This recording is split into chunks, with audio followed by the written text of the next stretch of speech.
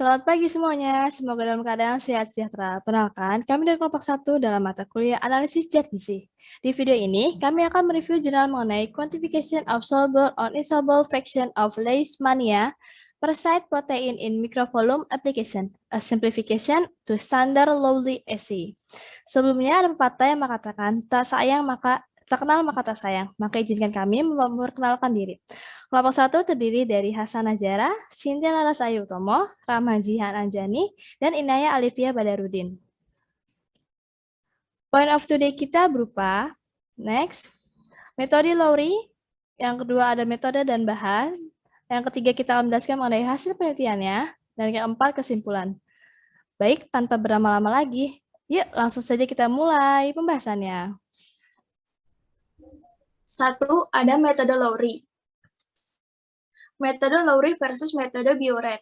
Metode Lowry merupakan uji protein kuantitatif secara modern dengan spektrofometer dengan tujuan untuk menguji kadar protein.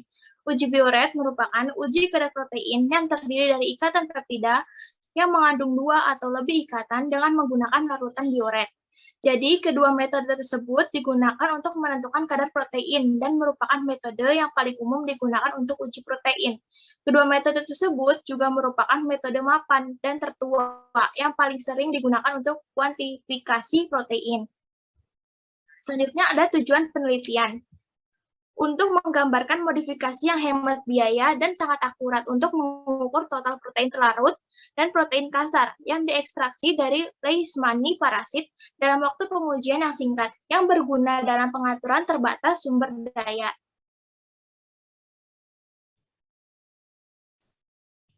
Yang kedua adalah langkah metode Lowry. Next.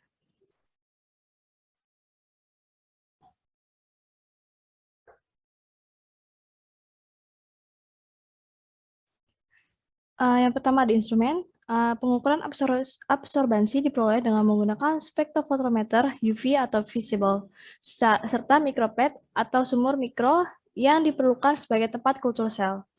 Selanjutnya ada reagen atau larutan campuran bahan kimia yang digunakan berupa natrium karbonat, tembaga sulfat, dan NaOH. BSA atau bovine serum albumin merupakan larutan standar protein yang digunakan sebagai standar referensi dengan konsentrasi larutan 1 mg per mililiter. Mikroplet yang digunakan untuk sebagai tabung reaksi kecil yang digunakan untuk menaruh campuran BSA dan sampel yang tidak diketahui dengan NaOH serta akan dibaca pada 650 mikrometer. Untuk validasi metodenya sendiri, validasi ini dilakukan sesuai dengan pedoman validasi metode bioanalitik dengan 6 konsentrasi standar BSA yang berbeda, yaitu 10, 30, 100, 150, 300, dan 500 mikrogram per mililiter. Tabung mikrosentrifug yang digugakan untuk seri pengenceran BSA, yaitu 10-500, dan sampel tidak diketahui, yaitu 100 mikroliter, yang ditambahkan ke dalam tabung mikrosentrifug secara terpisah dan dicampur dengan 100 mikroliter NaOH. Absorbansi akan dibaca pada 750 nanometer menggunakan spektrofotometer UV. Untuk efisiensi buffer pelapisan antigen yang berbeda akan dianalisis dengan ELISA, yaitu teknik assay yang berbasis pada plat atau lempeng untuk mendeteksi kuantifikasi protein. Uji sampelnya sendiri dilakukan selama 20 hari yang berbeda dengan replika larutan sebanyak 10 sampel. Hasil penelitian. Next.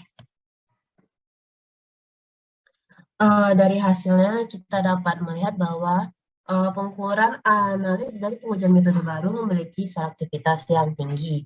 Menurut kurva standar yang dibuat menggunakan hasil yang diperoleh untuk seri pengenceran BSA 10 hingga 500 mikrogram per miligram per mili, dua variabel pengujian, konsentrasi BSA dan nilai absorbansi pada 650 nanometer menunjukkan hubungan linear di mana koefisien korelasi kuadrat R kuadrat adalah 0,999. Nilai absorbansi untuk konsentrasi BSA yang dipilih yaitu 10, 30, 100, 150, 300, 500 mikrogram per mili pada hari tertentu berada dalam batas yang dapat diterima. Dan di sini juga dijelaskan bahwa uji lori yang disederhanakan adalah 100% dapat diulang. Memiliki kurang dari 10% CV, dan oleh karena itu pengujian ini menunjukkan akurasi yang tinggi untuk mengukur protein. Next. Di sini kita dapat melihat contoh penelitian protein pada racun kalajengking dari jurnal yang berbeda. Next. Nah, di sini ada kelemahan metode uji lori dan kelebihan dari uji lori. Dari kelemahannya, metode uji lori itu memiliki banyak kelemahan. Nah, kelemahannya itu termasuk non-linear, konsentrasi protein, dan intensitas warna, kekakuan metode, reproduktivitas yang buruk, serta membutuhkan penambahan reagen yang tepat waktu. Nah, dari kelebihannya itu adalah hemat serta mudah dan akurat. Nah, kelebihannya itu terdapat pada hasil dari modifikasi dari metode uji lori. Dari hasil modifikasinya, metode ini dilakukan dalam skala kecil menggunakan lebih sedikit bahan kimia atau reagen, standar BSA, dan sampel yang tidak diketahui. Jadi dari sini biaya bahan kimia atau reagennya lebih berkurang, bahan habis pakainya, dan waktu prosedur eksperimentalnya dalam pengaturan laboratorium itu berada dalam skala kecil. Next. Kesimpulan, metode Lowry merupakan metode yang digunakan dalam penentuan protein dengan menggunakan pembacaan pada spektrofotometer. Metode Lowry dimodifikasi dengan perubahan pada waktu uji dan penggunaan sampel. Dari penyederhanaan metode Lowry didapatkan bahwa hasil menjadi penelitian menjadi lebih mudah dilakukan dengan hasil yang akurat. Namun masih ada kelemahan dalam metode Lowry berupa reproduktivitas yang buruk dan membutuhkan perhatian dalam penambahan reagen yang tepat waktu. Next. Slide berikut ini adalah jurnal yang kita pakai untuk materi pembuatan PowerPoint.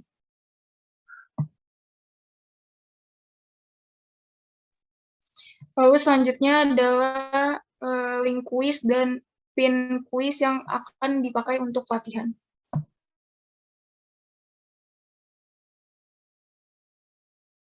Baik, penjelasan mengenai review jurnal Quantification of Soluble or Insoluble Fraction of Leishmania, Percent Protein in Microvolume Application and Simplification to Standard Lowry Assay sudah selesai. Terima kasih semua yang sudah mendengarkan hingga akhir. Semoga penjelasan yang diberikan dapat dipahami dan dimengerti. Jika terdapat pertanyaan, dapat berkomentar di bagian kolom komentar. Sekian dari kelompok kami, sampai berjumpa lagi. Bye-bye. Bye-bye. Bye. Bye.